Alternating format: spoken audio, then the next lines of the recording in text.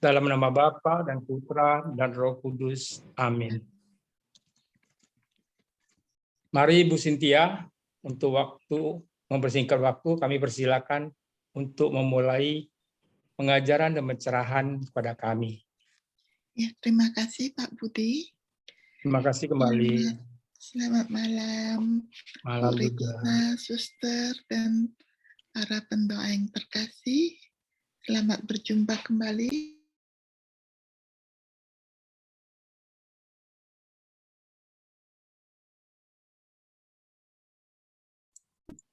Oke, sorry. Oke, permit. Kebetulan malam ini novena termasuk pada doa di purgatori. Kita coba sama-sama membahas bagaimana belas kasih Tuhan kepada kita yang telah meninggal, yang berada di purgatori. Ini saya ambil nih dari bagian meditasi yang sering saya baca, yang sering saya bagikan kepada grup-grup doa ya. Jadi ini rahmat belas kasih bagi mereka yang berada di api penyucian. Pertama, sebelum kita sampai kepada bagaimana besarnya rahmat belas kasih Allah Bapa kepada mereka semua yang telah meninggal, yang berada di api penyucian, tentunya kita juga ingin merenungkan betapa besarnya sesungguhnya rahmat belas kasih Allah Bapa kepada kita di saat kematian kita, di saat kita harus menyerahkan jiwa kita ke dalam tangan Allah Bapa. Jadi momen-momen itu yang menentukan segala-galanya, bagaimana kita akan sampai kepada purgatori. Sebenarnya purgatori itu adalah tempat pemurnian ya. Jadi itu adalah tempat pemurnian di mana kita berada di sana. Jadi itu adalah tempat yang sangat bagi holy soul, bagi jiwa-jiwa yang telah terpilih, yang tidak masuk ke neraka, tapi mereka menunggu di purgatorium.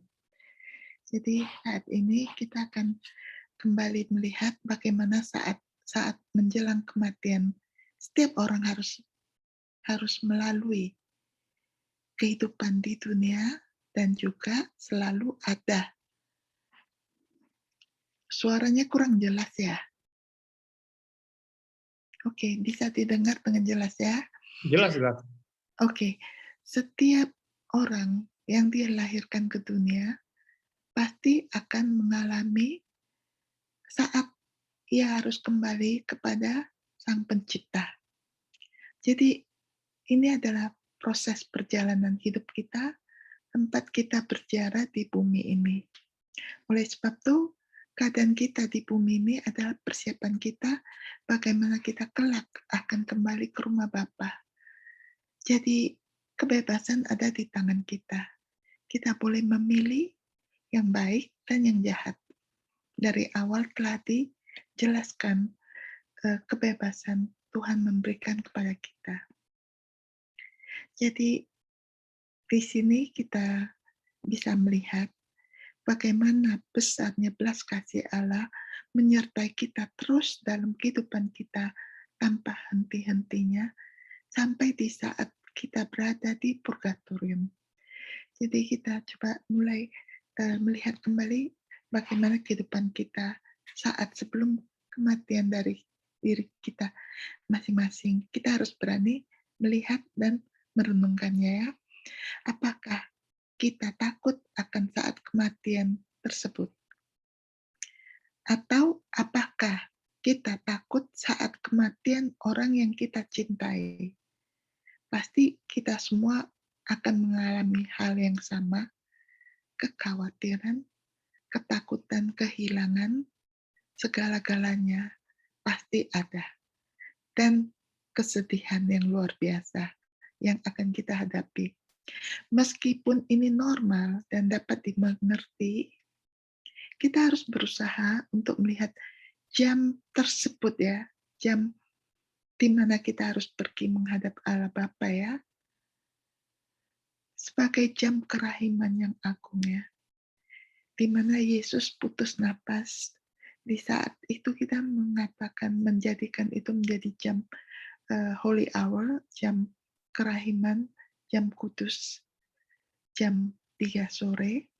Di sini dikatakan itu menjadi jam kerahiman yang agung bagi kita semua. Tuhan mencintai dengan cinta yang mendalam. Jiwa yang ada di saat-saat terakhir kehidupan ini. Tuhan sangat-sangat mencintai kita semua tanpa terkecuali dan masih memperjuangkan jiwa kita dimenangkan di saat-saat menghembuskan napas terakhir tersebut. Itu adalah momen-momen yang menentukan kemana kita akan pergi. Maka bagi kita semua yang masih diberikan waktu dan kesadaran penuh akan momen-momen tersebut, berusahalah untuk mengerti betapa berharganya jiwa kita di mata Tuhan. Tuhan ingin memenangkan jiwa-jiwa tersebut. Maka sebagai pendoa ya, kita diwajibkan ya untuk memenangkan jiwa-jiwa bagi mereka yang sedang sekarat, yang sedang lagi ketidakberdayanya mereka saat-saat di momen-momen tersebut, yang sedang dalam sakit yang parah, mereka tidak bisa berbuat apa-apa, tapi adalah kewajiban kita untuk mendoakan mereka. Maka ada pesannya Yesus kepada Santa Faustina, jam 3 sore itu menjadi jam kerahiman, menjadi jam suci untuk kita berdoa khusus bagi jiwa-jiwa yang sedang dalam sakratul maut. Begitu luar biasa Yesus mencintai jiwa-jiwa tersebut ya.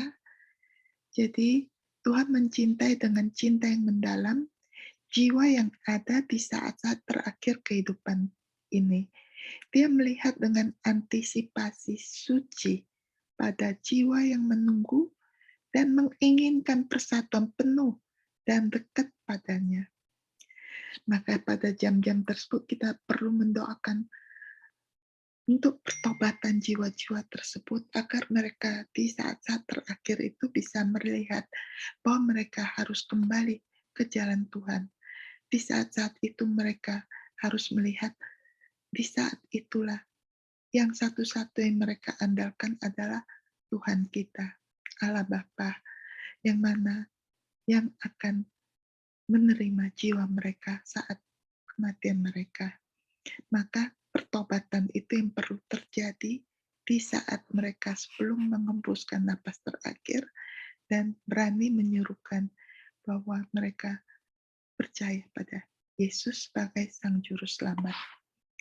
Dan mereka akan melihat cahaya terang yang datang menyambut mereka. Saat-saat itu yang sangat-sangat menentukan akhir dari kehidupan mereka. Jadi kita lanjutkan dan kita akan mengerti kenapa Tuhan mengasihi jiwa-jiwa tersebut.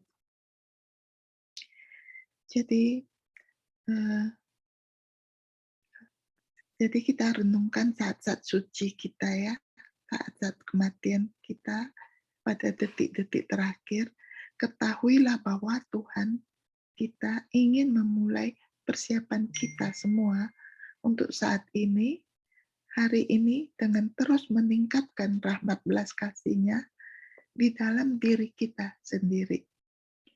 Biarkanlah rahmat belas kasih itu tercurah dan biarkan itu mempersiapkan hati kita semua untuk saat kita memiliki hak istimewa untuk melihat Tuhan kita berhadapan muka dengan muka. Itu adalah hak istimewa kita. Jadi kita harus memohon rahmat belas kasih itu tercurah dan biarkan itu mempersiapkan hati kita ini ya saat kita memiliki hak istimewa untuk melihat Tuhan kita muka dengan muka. Jadi ingat kita saat kita berdoa Salam Maria, itu sangat penting sekali selain dari doa koronka. Setiap kali kita memanjatkan doa Salam Maria, kita berdoa untuk saat-saat sakral kematian dari kita masing-masing. Kita memohon Bunda Maria doakan kami pada saat kami mati tersebut. Dengan melakukan itu, kita ya mempercayakan saat itu kepada Bunda yang terberkati, Bunda Maria, kita, sehingga dia akan menjadi perantara bagi kita pada saat yang paling kita butuhkan, menjadi perantara ya. Jadi doa suci lainnya untuk didoakan sebagai persiapannya untuk saat itu juga adalah doa koronka yang dipesankan oleh Yesus langsung kepada Santa Faustina yang kita akan dengar pesanannya itu ya sebentar lagi. Jadi terlalu sering kita takut saat kematian kita. Dan meskipun ini dapat dimengerti sampai batas tertentu, kita harus mengizinkan Tuhan kita untuk mengungkapkan kepada kita pentingnya dan kesucian momen-momen suci tersebut. Jadi segala sesuatu dalam hidup ini harus menjadi persiapan untuk jam terakhir kehidupan duniawi kita ini. Jika kita telah mencari rahmat belas kasih Tuhan yang melimpah sepanjang hidup kita, maka kita akan diyakinkan akan rahmat belas kasih-Nya di saat kita meninggal dunia. Jadi dari sekarang maka Tuhan memberikan kesempatan kepada kita selagi pintu kerahimannya masih terbuka lebar. Marilah kita belajar untuk mengerti betapa besarnya kerahimannya untuk kita, dan kita pakailah kesempatan itu untuk mewartakan kerahimannya kepada keluarga kita, kepada orang-orang yang kita cintai, kepada semua sahabat-sahabat yang kita cintai, bahwa kerahiman Tuhan masih terbuka bagi kita saat ini. Jangan sampai pintu kerahimannya tertutup, di mana pintu keadilannya terbuka. Saat itu kita akan berseru, memohon pertolongan, semuanya sudah terlambat. Jadi ini kita melihat kembali ya, jika kita telah mencari rahmat belas kasih Tuhan ya, Tuhan akan melimpahi sepanjang hidup. Maka kita akan diyakinkan akan rahmat belas kasih-Nya di saat kita meninggal dunia. Jika belum, kita harus tetap percaya bahwa kerahimannya tidak terbatas.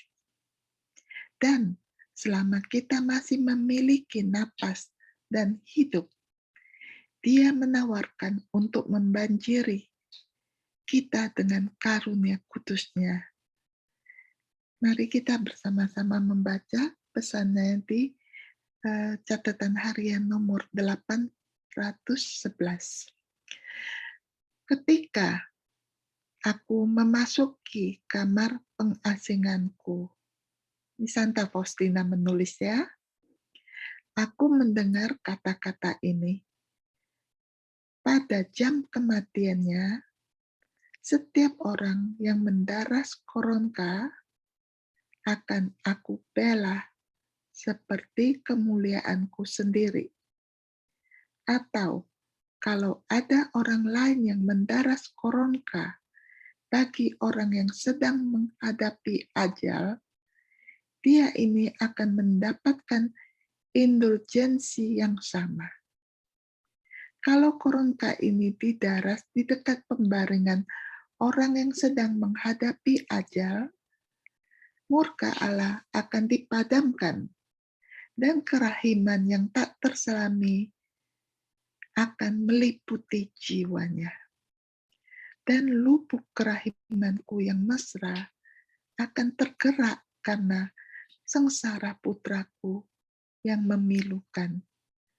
Oh, kalau saja setiap orang menyadari betapa besarnya kerahiman Tuhan dan betapa banyaknya kita semua membutuhkan kerahiman itu, khususnya pada saat-saat yang penting itu. Jadi itu adalah persiapan untuk kita dan juga bagi keluarga, sahabat-sahabat menjelang saat kematian mereka, di mana kita sudah mengetahui betapa besar belas kasih Tuhan kepada kita semua. Jadi tentunya setelah meninggal, kemana pergi? Jadi rahmat belas kasih bagi mereka yang berada di api penyucian ya. Sering ya orang-orang yang sudah meninggal, orang-orang yang kita cintai ya, sering ketika mereka meninggal ya, sangat mudah kita langsung menganggap mereka telah berada di surga dan tidak lagi membutuhkan doa-doa kita. Ataupun kita berdoa sebentar lalu lupa. Tetapi sesungguhnya salah satu hadiah terbesar yang bisa kita berikan kepada jiwa-jiwa tersebut yang telah mendahului kita adalah doa-doa kita. Memang benar bahwa setiap orang yang meninggal dalam keadaan rahmat ya, dalam keadaan persiapan ya, artinya mereka tidak memiliki dosa berat yang belum bertobat ya, pada akhirnya akan masuk ke dalam kemuliaan surga. Ingat ya, kita ini selalu dipersiapkan Tuhan, selalu ingat untuk pergi mengaku dosa, ke sakramen pertobatan, paling sedikit setiap sebulan sekali, kalau bisa ya sebanyak mungkin yang bisa kita lakukan. Jadi saat itu adalah saat pertobatan kita, di mana kita menerima rekonsiliasi, menerima absolusi dari pastor. Jadi itu adalah yang diinginkan oleh Yesus pada kesempatan di mana kita masih bisa mengalami kehidupan yang normal di dalam mengikuti tata cara gereja di mana ada sakramen pertobatan. Oleh sebab itu, bagi mereka yang tidak memiliki dosa berat, ya mereka telah mendapat jaminan untuk naik ke surga dalam kemuliaan surga ya. Namun, yang mungkin sering kita lupakan adalah bahwa untuk masuk ke dalam kemuliaan penuh hadirat Tritunggal yang Maha Kudus, setiap dosa terakhir, sekecil apapun, harus dibersihkan. Ingat ya, setiap dosa terakhir, sekecil apapun, harus dibersihkan. Karena kita ini akan masuk ke dalam kemuliaan penuh hadirat Tritunggal Maha Kudus. Itu di surga ya. Ini adalah api penyucian, di mana api penyucian adalah ajaran jelas dan definitif tentang iman kita. Jadi api penyucian itu sendiri sangat mudah disalahpahami. Itu bukan tempat yang kita kunjungi untuk dihukum sebagai akibat dari murka Tuhan. Sebaliknya, api penyucian ini adalah keadaan di mana kita memasuki pemurnian terakhir kita karena belas kasih Tuhan. Karena kasih Tuhan, maka kita dimasukkan ke api penyucian di tempat pemurnian kita. Jadi banyak orang salah paham memikirkan bahwa api penyucian itu ya sebagai yang kita kelak akan kunjungi sebagai tempat kita dihukum. sebagai akibat dari murka Tuhan. Tapi sesungguhnya itu adalah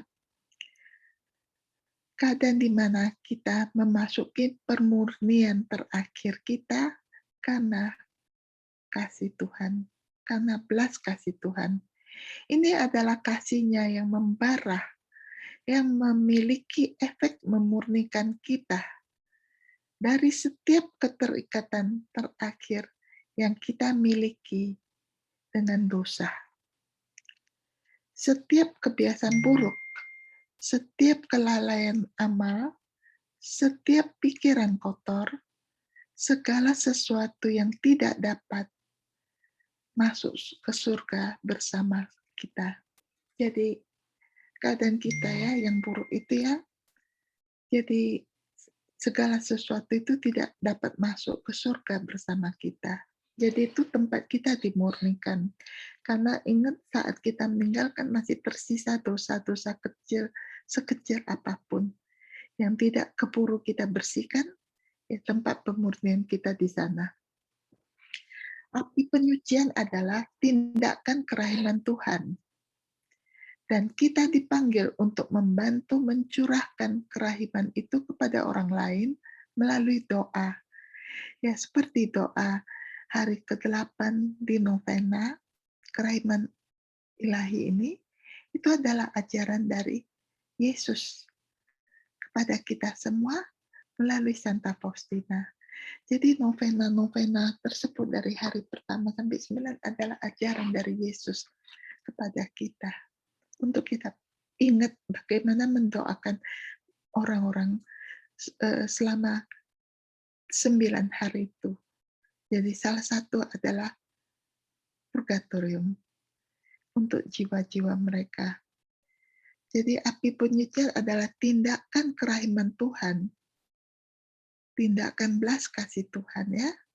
Dan kita dipanggil untuk membantu mencurahkan kerahiman itu kepada orang lain melalui doa, pengorbanan, dan pengampunan yang kita berikan atas nama mereka setelah mereka pergi dari bumi ini.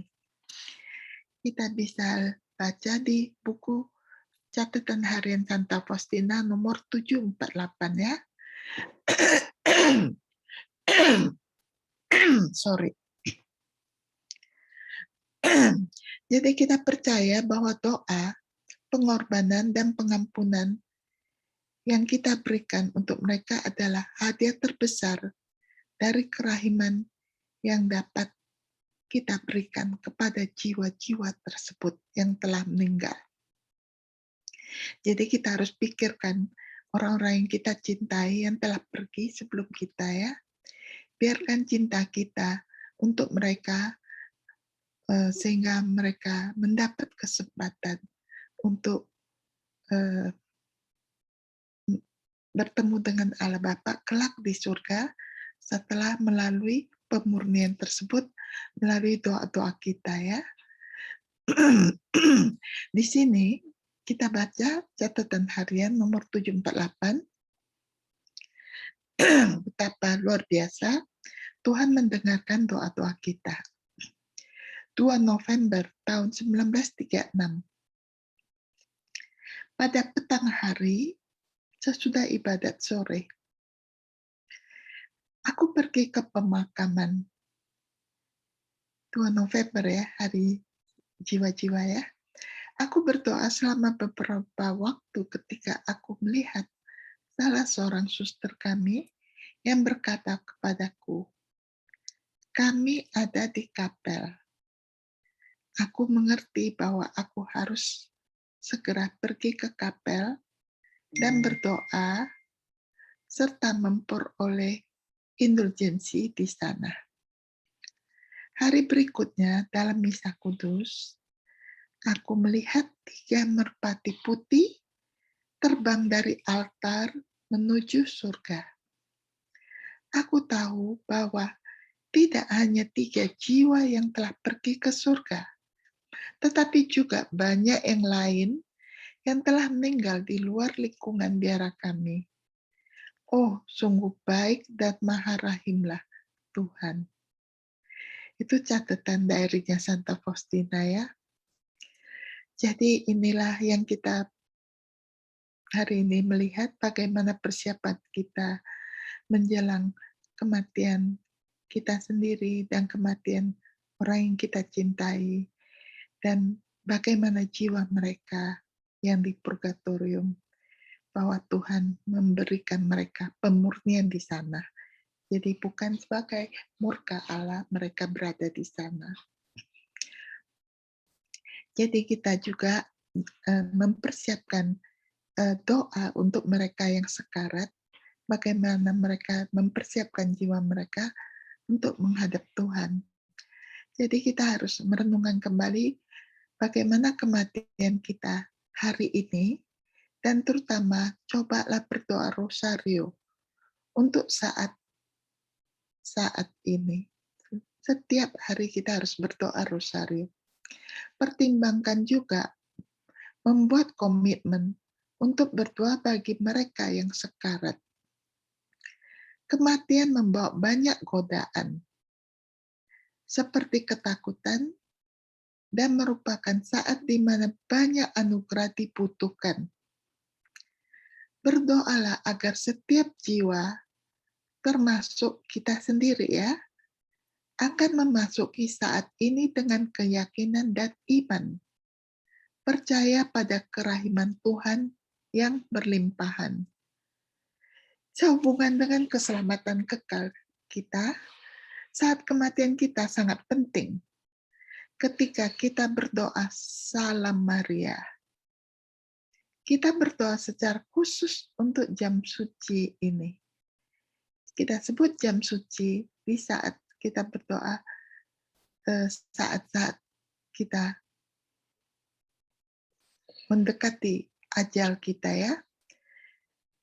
Jadi itu dikatakan sebagai jam suci. Tetapi ini juga merupakan jam ketika si jahat akan menyerang kita. Sekali lagi, untuk mencobai mencuri jiwa kita untuk selama-lamanya.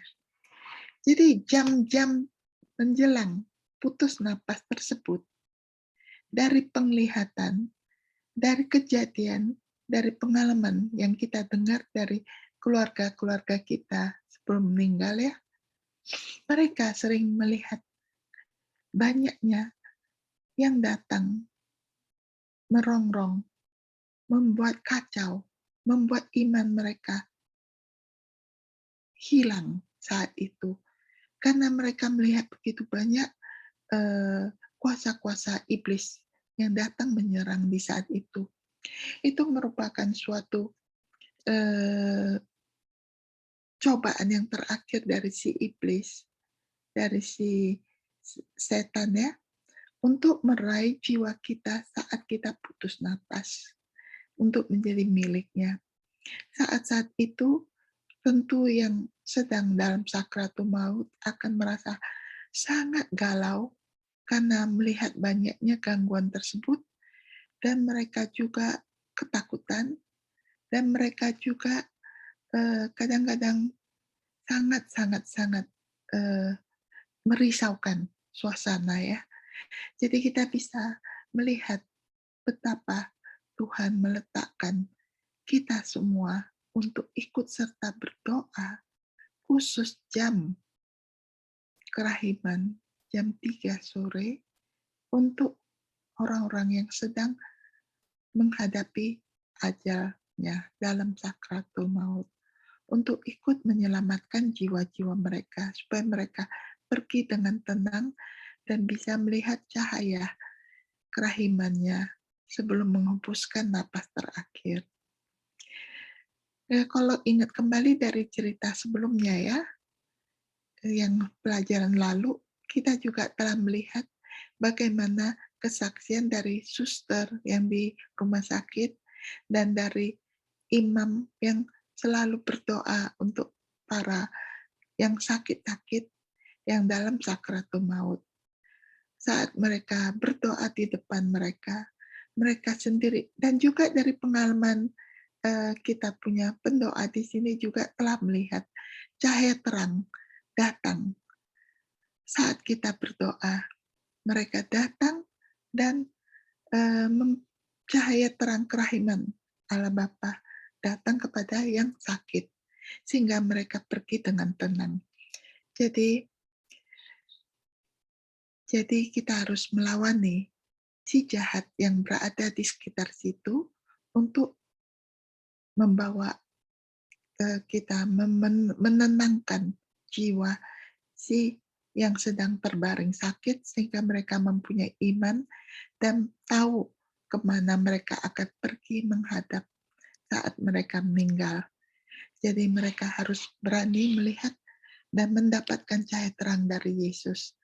Adalah penting bahwa kita menghabiskan hidup kita untuk mempersiapkan jam suci ini dengan doa-doa kita, kehidupan pengorbanan dan kehidupan amal. Tetapi juga penting bagi kita untuk berdoa bagi mereka yang berada di saat-saat terakhir mereka. Bagi sebagian orang ya, adalah momen pertempuran spiritual yang sesungguhnya. Lihatlah sebagai kewajiban amal untuk secara teratur mengingat mereka yang berada di saat-saat terakhir mereka dalam doa-doa kita, mereka akan berterima kasih di surga dan mereka akan kembali mendoakan kepada kita yang di bumi ini, yang masih menunggu waktu kita. Jadi kita bisa melihat catatan darinya Santa Faustina nomor 1798 ya. Tiba-tiba aku mendapati diriku berada di suatu pondok yang asing bagiku, di mana seorang lelaki lanjut usia sedang menghadapi ajal. Di tengah siksaan-siksaan yang berat, yang ada di sekelilingi tempat tidurnya hanyalah suatu himpunan besar roh jahat dan keluarga yang pada menangis. Ketika aku mulai berdoa, roh-roh kegelapan itu melarikan diri dengan bunyi desis dan ancaman-ancaman yang diarahkan kepadaku. Jiwa itu menjadi tenang dan dengan penuh kepercayaan, ia beristirahat dalam Tuhan. Pada saat yang sama, aku mendapatkan diriku berada di kamarku sendiri. Bagaimana ini terjadi, aku tidak tahu. Itu adalah catatan dari Santa Faustina. Jadi, ini sungguh-sungguh kenyataan yang kita sendiri juga sering melihat betapa gelisahnya orang-orang sebelum menghembuskan napas terakhir. Tetapi setelah kita bantu dengan doa kurangka, jiwa-jiwa itu menjadi tenang, damai, dan akhirnya mereka pergi menghadap Tuhan penuh dengan sukacita. Jadi ini adalah tugas kita semua, tidak terkecuali bagi pendoa-pendoa LPF dan bagi semua pencinta kerahiman ilahi sebagai rasul kerahiman ilahi, agar selalu ingat bahwa doa menjelang ajal bagi jiwa-jiwa yang sudah waktunya untuk pergi menghadap Tuhan. Ini sangat penting ya. Jadi untuk malam ini sampai kita di sini, mari kita berdoa bersama ya. Kita mohon supaya Tuhan ini kepada kita. Ayo kita sama-sama berdoa. Bunda terberkati, tolong doakan kami sekarang pada saat kematian kami ya. Yesus yang terkasih, kami ingin agar hati kami selalu siap untuk saat-saat ketika Engkau memanggil kami kepadamu. Semoga semua yang kami lakukan dalam hidup ini menjadi persiapan untuk berlalunya saat itu, dan semoga pada saat ini kami menerima limpahan rahmat belas kasih-Mu, Tuhan, tolong juga beri kami rahmat untuk membantu mempersiapkan orang lain untuk jam suci dan untuk berdoa bagi mereka dengan sungguh-sungguh ketika saatnya tiba. Jadi kita persembahkan saat-saat terakhir hidup kita ini dan berdoa untuk semua orang yang akan menghadapi ajal saat ini. Semoga menjadi saat yang manis di mana kami dikelilingi oleh para malaikat dan orang-orang kudus-Mu. Semoga kami secara khusus menerima penghiburan dengan mengetahui doa-doa Ibu-Mu yang tersayang, yaitu Bunda Maria. Doakan kami sekarang dan pada saat kematian kami. Amin. Terima kasih. Saya kembalikan kepada Pak Budi. Ya, terima kasih Bu Cynthia yang telah memberi pengajaran kepada kami yang sangat menguatkan kami di dalam menghadapi sakratul maut, terutama untuk mendoakan saudara-saudara yang dalam situasi yang sangat menakutkan bagi mereka, yaitu sakratul maut. Biar mereka yang kita doakan bisa mencapai pintu kerahiman ilahi sesuai dengan apa yang kita percaya. Terima kasih Bu Cynthia. Kembali kami ada Romo Maksi ya? Ya. Pada